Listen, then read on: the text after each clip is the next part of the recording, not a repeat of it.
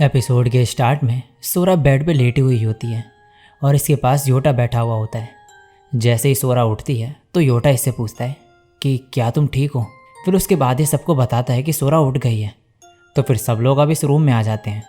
सोरा के डैड कहते हैं कि उसकी फ्रेंड ने बताया कि कल रात तुम किसी एक डेट कलेक्टर से भाग रही थी और नीचे गिर गई। और फिर पूछते हैं कि ये सब कैसे हुआ। सोरा कहती है कि वो डेट कलेक्टर जिंगूजी के लिए आए थे। योटा कहता है वो कौन है।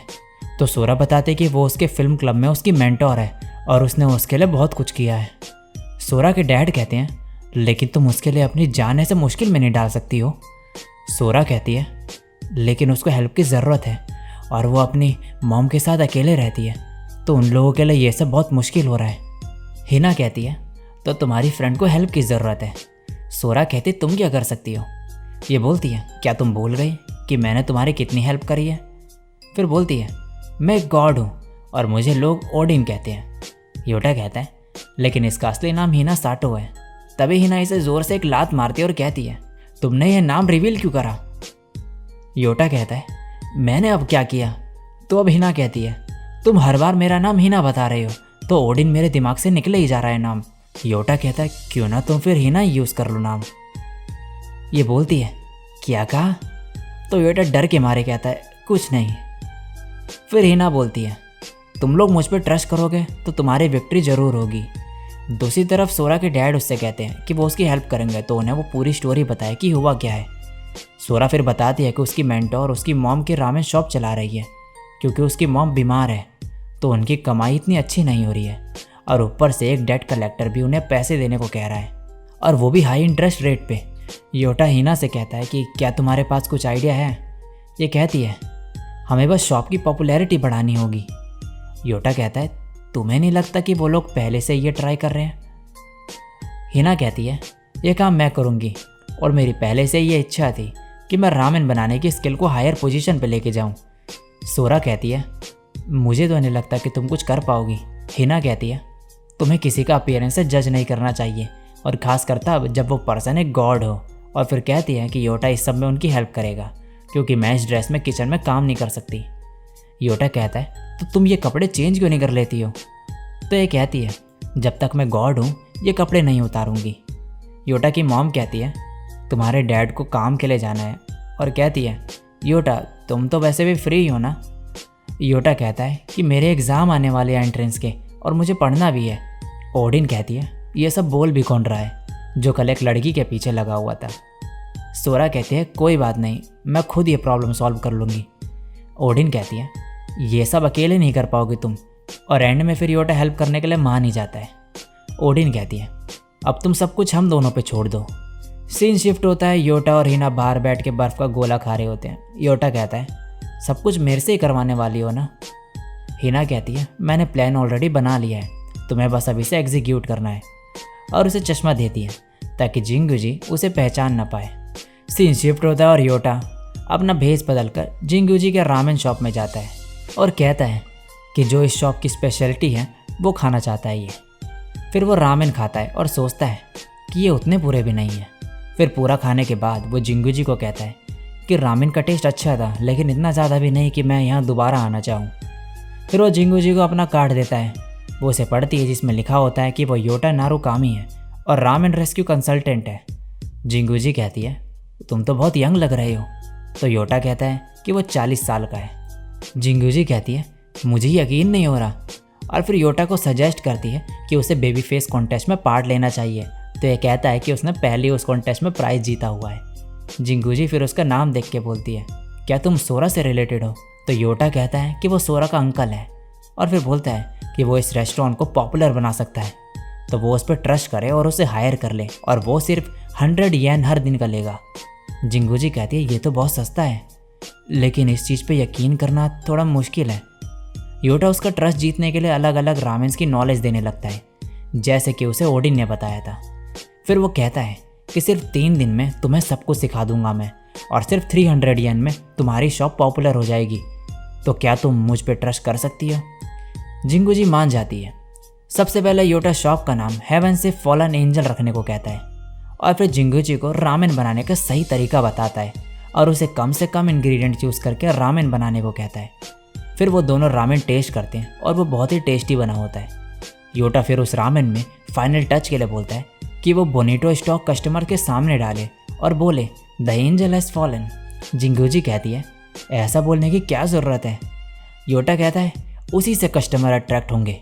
फिर वो उसे बाकी रामेन्स के बारे में भी सिखाने लगता है, और तभी वहाँ पे सोरा आ जाती है और वो कहती है कि मुझे भी तुम लोगों की हेल्प करनी है, क्योंकि मैं नहीं चाहती कि तुम दोनों ये सब अकेले करो, और मैं सब कुछ फ्री में करूँगी। योटा फिर जिंगूजी को बताता है कि रामेन कैसे बनाना है, और फिर सोरा और वह दोनों बाहर दुकान का साइन बोर्ड चेंज करने चले जाते हैं। थोड़ी देर बाद रामेन रेडी हो जाता है और फिर ये तीनों रामेन टेस्ट करते हैं, जो कि टेस्टी बना होता है। सीन शिफ्ट होता है अब और योटा अपने घर पे होता है। वो हिना से पूछता है कि क्या उसका काम अब पूरा हो गया है? तो हिना कहती है कि अब बस एक चीज़ रह गई है, और वो है रामेन शॉप के बारे में टीवी पर आना, और कहती है कि मीडिया के थ्रू इस शॉप के बारे में न्यूज़ फैलेगी जब रामेन रेस्क्यू कंसल्टेंट उस शॉप के बारे में इंटरव्यू में अच्छा बोलेगा। फिर वो दोनों वीडियो गेम खेलने लगते हैं, और हिना कहती है कल वो भी शॉप में उनके साथ जाएगी। योटा कहता है कि तुम वहाँ की साफ़ सफाई करने में हमारी हेल्प करने आ रही हो, इसके लिए थैंक यू। हिना कहती है क्या तुम बेवकूफ़ हो? क्या कोई गौड़े से साफ़ सफाई का काम करती है? तभी योटा की मॉम हिना को आवाज़ लगाती है कि उसका नहाने का पानी रेडी हो गया है। अब हिना नहाने के लिए चले जाती है। नेक्स्ट सीन में रामेन शॉप के बारे में न्यूज़ दिखाई जाती है, जिसमें योटा का इंटरव्यू हो रहा होता है। उस न्यूज़ में शॉप के बारे में तारीफ हो रही होती है। एक लड़का अपने कार के स्क्रीन पर ये न्यूज़ देख रहा होता है। ये कहता है कि मैं बहुत टाइम बाद जापान वापस आया हूँ, और जापानीज़ फूड के बारे में उसे बहुत कुछ अच्छा सुनने को मिल रहा है। ड्राइवर कहता है तुम अब चाहते हो कि मैं तुम्हारे हाथ खोलूँ ताकि तुम कुछ खा सको? ये लड़का कहता है मैं सच में कोई चालाकी नहीं कर रहा हूँ, मुझे बस कुछ खाना है, जैसे कि टाकोयाकी। जो ड्राइवर होता है वो कहता है तुम ये सब बंद करो। लड़का कहता है क्या तुम अब इतनी छोटी सी रिक्वेस्ट भी पूरी नहीं करोगे? क्या तुम भूल गए कि कैसे पिछली बार तुम्हारे फाइनेंशियल सिस्टम फेक ट्रांजिशन की वजह से डिस्ट्रॉय हो गया था? क्या ये सब तुम दोबारा चाहते हो? मैं तो बस तुमसे टाकोयाकी खिलाने की बात कर रहा हूँ। अगर तुम मुझे खिलाने ले गए तो मैं दोबारा से ऐसे कुछ गड़बड़ नहीं करूँगा। नेक्स्ट सीन में अब ये लड़का कार के बाहर पे बैठ के टाकोयाकी खा रहा होता है। तभी एक औरत अपनी बेटी को ढूंढ रही होती है, जिसका नाम आयरा होता है। ये लड़का फिर इस औरत से पूछता है कि क्या हुआ, तो ये बताते कि इसकी बेटी खो गई है। तो ये बोलता है कि क्या तुम्हें कोई हेल्प चाहिए? यह आदमी आता है और कहता है कि तुम्हें इन सब में पढ़ने की कोई ज़रूरत नहीं है। ये बोलता है कि इस औरत की बेटी खो गई है, हमें इनकी बेटी को किसी बुरे आदमी के चंगुल में जाने से पहले ढूंढना नहीं चाहिए। तो ये कहता है ठीक है जल्दी करो। फिर वो औरत अपनी बेटी की फ़ोटो दिखाती है और वो लड़का अपने ग्लव्स पहनता है, और उन ग्लव्स की मदद से उसके सामने एक स्क्रीन आती है जिससे वहाँ के हर सीसीटीवी कैमरे की फुटेज दिख रही होती है, और इसकी हेल्प से वो औरत की बेटी को ढूंढ लेता है। वो औरत अपनी बेटी के पास जाती है और कहती है तुम कहाँ चले गई थी? तो लड़का बोलता है कि उस पर गुस्सा मत करना, वो बस इन एडवर्टीजमेंट ड्रोन्स का पीछा करते करते खो गई। अगर तुम चाहो तो मैं ये ड्रोन डिस्ट्रॉय कर सकता हूँ। तभी वहाँ पे वो कार चलाने वाला आदमी आ जाता है और कहता है मेरी परमिशन के बिना तुम कुछ नहीं करोगे, और इसे यहाँ से चलने को कहता है। सीन शिफ्ट होता है और रामेन शॉप का व्यू दिखाया जाता है, जहाँ पे बहुत भीड़ लगी होती है। योटा कहता है ये तो बहुत लंबी लाइन लगी हुई है। हिना कहती है सब कुछ प्लान के हिसाब से हुआ है, अब तुम्हें बस और एक चीज़ करनी है। योटा कहता है क्या अभी भी मेरा काम खत्म नहीं हुआ है? सीन शिफ्ट होता है और रामेन शॉप में सिर्फ जिंगूजी होती है। वहाँ पे कोई कस्टमर आता है। जिंगूजी कहती है शॉप अभी बंद हो चुकी है, और वो देखती है कि वहाँ पे एक आदमी आया है। ये कहता है लगता है तुम्हारी दुकान अच्छी खासी चल रही है, शायद अब तुम अपना कर्जा चुका सकती हो। जिंगूजी कहती है 30% मंथली इंटरेस्ट लेना रॉबरी है। ये आदमी इसे पेपर दिखाता है जिसमें लिखा होता है कि इंटरेस्ट के साथ उसे पूरी पेमेंट देनी होगी। जैसे ही वो अपनी बात पूरी करता है उससे पहले ही हिना वहाँ पर आ जाती है और वो उस आदमी के हाथ से पेपर छीन लेती है। ये आदमी कहता है ये कौन है? हिना कहती है मेरा नाम ओडिन है और मैं एक गॉड हूँ, और इसे जीप चढ़ाती है। ये आदमी कहता है कि उसे फ़र्क नहीं पड़ता है कि वो कौन है, और फिर हिना पे हमला करने लगता है, लेकिन हिना इससे बार बार बच जाती है और फिर योटा को कहती है कि अब तुम्हारी बारी है। योटा कहता है क्या मुझे इस आदमी से लड़ना होगा? वो आदमी कहता है अब ये कौन है? हिना कहती है ये वही है जिसने मुझे कॉन्ट्रैक्ट पेपर छीनने को कहा है। तो ये आदमी कहता है अब मार खाने के लिए तैयार हो जाओ, और योटा को मारने जाता है, लेकिन योटा उसकी टांग के बीच से बच के दूसरी तरफ आ जाता है। हिना योटा को उस आदमी को मारने को कहती है। योटा कहता है मैं ये नहीं कर सकता। हिना कहती है तुम्हें बस ज़मीन में लिखे नंबर्स को फॉलो करना है, अब जाओ और उसे मारो। हिना जैसे जैसे बताती है वो वैसा ही करता है, और एंड में उस आदमी को जोरदार मुक्का पड़ता है और ये यहाँ से डर के मारे भाग जाता है। योटा कहता है कि ये सब अब सॉल्व हो गया है। हिना कहती है हाँ, अब ये कॉन्ट्रैक्ट पेपर हमारे पास है, अब कोई प्रॉब्लम नहीं है, सब सॉल्व हो गया है। योटा देखता है कि सोरा उन्हें छुप के देख रही है, तो वो उसे कहता है मैंने तो सोचा कि तुम घर चले गई। फिर ये सब लोग बैठे हुए होते हैं और योटा माफ़ी मांगता है कि उसने अपनी आइडेंटिटी के बारे में झूठ बोला था और उसने कोई भी बेबी फेस कॉन्टेस्ट नहीं जीता है और वो सोरा का भाई है। जिंगूजी कहती है मुझे ये सब कुछ टाइम पहले पता चल गया था, और बोलती है मैं पहले फिल्म क्लब की मेंबर थी तो मुझे पता था कि तुम एक्टिंग कर रहे हो, लेकिन इस सब में बहुत मज़ा आया। योटा कहता है हाँ ये तो है। जिंगूजी कहती है वैसे भी तुमने हमारी शॉप को बचाया है, और वो भी सिर्फ 1 हफ्ते में।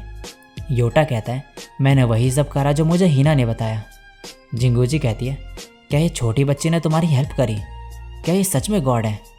योटा कहता है ऐसा बिल्कुल भी नहीं है, ये तो बस उसके हिसाब से चीज़ें हो गई, वरना ये कोई गॉड नहीं है, ये बस कोइंसिडेंस था। हिना फिर योटा पे चिल्लाती है कि उसकी हिम्मत कैसे हुई उसकी पावर्स के बारे में ऐसा बोलने की। अब सीन शिफ्ट होता है और वही लड़का दिखाया जाता है जो कार में बैठा था। वो एक रूम के अंदर जाता है जहाँ पे औरत बैठी हुई होती है और वो उसे कहती है तुम बहुत टाइम बाद दिख रहे हो मिस्टर यंग सुजुकी, क्या तुम ठीक हो?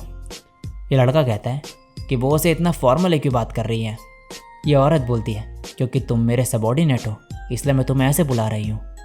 सुजुकी फिर कहता है मेरा सरनेम जापान में 2nd मोस्ट कॉमन सरनेम है, तो जापान में तो बहुत सारे लोगों का सुजुकी सरनेम होगा।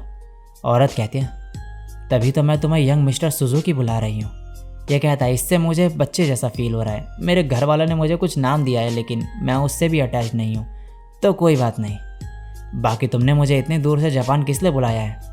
यह औरत कहती है मैं चाहती हूँ कि तुम मेरा कुछ काम करो और तुम उस आदमी के साथ काम करोगे। ये वही आदमी होता है जो उसे कार में लेकर आया था। सुजुकी कहता है अगर मैं ये काम नहीं करना चाहूँ तो? वहाँ पे एक और आदमी बैठा होता है और वह कहता है अगर तुमने ये काम नहीं किया तो तुम्हारा फ्यूचर बहुत ही पेनफुल हो जाएगा।